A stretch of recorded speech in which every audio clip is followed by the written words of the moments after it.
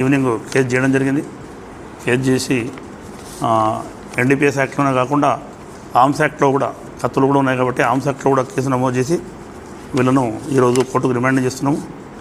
మీ అందరికీ తెలుసు, గత కొంతకాలంగా జిల్లా ఎస్పీ గారు శ్రీ శరత్చంద్ర పవార్ ఐపీఎస్ గారు ఆదేశాల మేరకు గంజాయి రహితంగా జిల్లాను చేద్దామని చేస్తున్న క్రమంలో మనకు గ్రామాల్లో కూడా ఎక్కడైతే యూత్ పెడదారి పడుతారో వాళ్ళను కూడా ట్రేస్ చేసే క్రమంలో ఇటువంటి అన్నీ కూడా మనకు సమాచారం వచ్చి గాంజాను స్వాధీనపరచుకోవడం జరిగింది.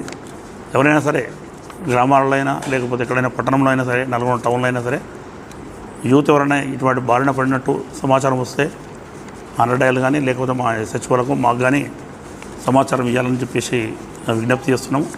సమాచారం ఇచ్చిన వాళ్ళ పేర్లు కూడా గోప్యంగా ఉంచబడతాయి. యువతను కూడా తల్లిదండ్రులు కూడా పిడదారి పట్టకుండా ఒక కంట కనిపెట్టి ఉండాలి. వాళ్ళ పిల్లలు ఏం చేస్తున్నారు, ఎక్కడ తిరుగుతున్నారని చెప్పేసి కనిపెట్టి ఉండాలి.